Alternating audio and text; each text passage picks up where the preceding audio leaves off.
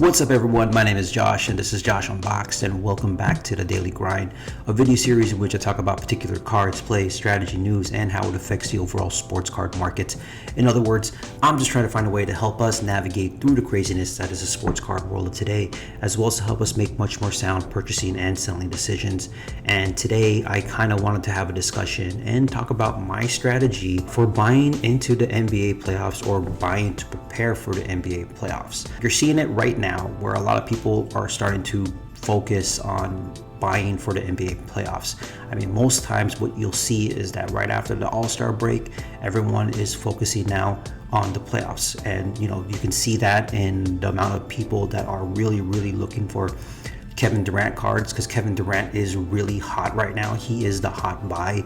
Not only that, James Harden, Kyrie, Irving, those three guys' cards have been kind of on a steady climb because people are anticipating or are speculating that Brooklyn may have a legitimate shot to win the NBA championship. Now, if you look at the betting odds, you'll see that Brooklyn has closed the gap on the Lakers as the odds-on favorite to win the championship.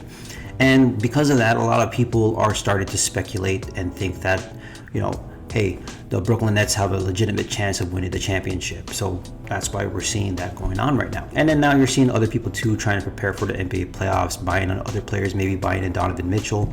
But although the charts show that Donovan Mitchell has kind of stagnated a little bit, he saw a bump during the middle of the season because Utah was rolling with the number one seed. But as we're getting to the playoffs, people are starting to kind of think, okay, who has a legitimate shot to win a championship?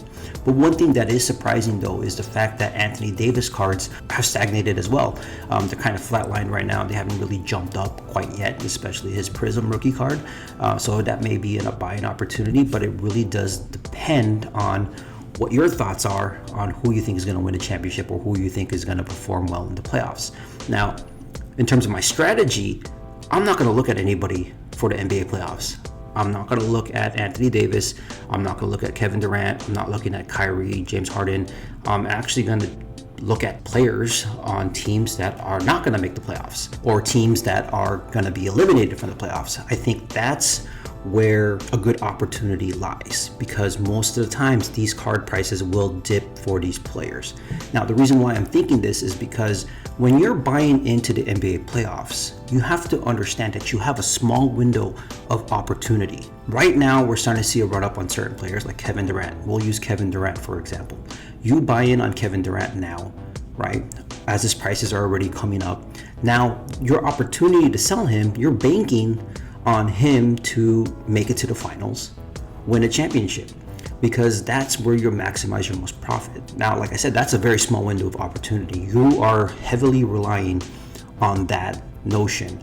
And the NBA playoffs, it's a huge speculative market. It's all about who you think is going to win the championship, who's going to make it to the conference finals, who's making it out of the East, who's making it out of the West. And there's only a small amount of people who will do that, or who will make it that far. So the risk is very high when you're buying into the playoffs. Now, what I always try to focus on is trying to find opportunities to be able to sell. Give yourself the chance or the most opportunities to sell. And as I'm thinking about it now, the best time to prepare for the playoffs was before the AllStar Game. I think at that time, you kind of have a good idea of who's the number one and number two seed in the West and the number one and number two seed in the East. And when you look at those four teams, you might want to look into those guys. So in terms of strategy, if you wanted to buy into the playoffs, you probably would have been better buying into it before the All-Star break, probably in the beginning of February, end of January. I know it's still young into the season, but the good teams, as they say, the cream always rises to the top.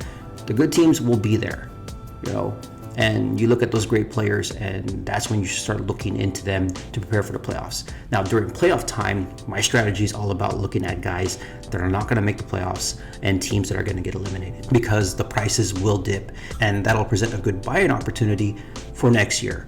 And if you're banking in on a team or a player to win the NBA championship, I mean, we've seen this plenty of times before. You saw it with the Super Bowl.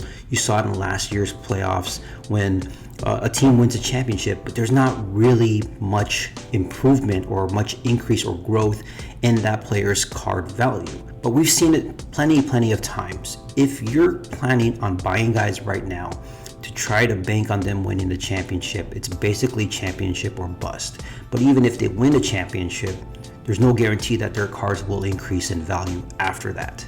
This is just my thoughts.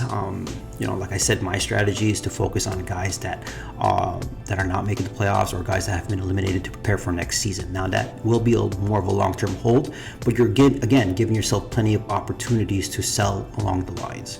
So, these are just my thoughts. These are just my opinions.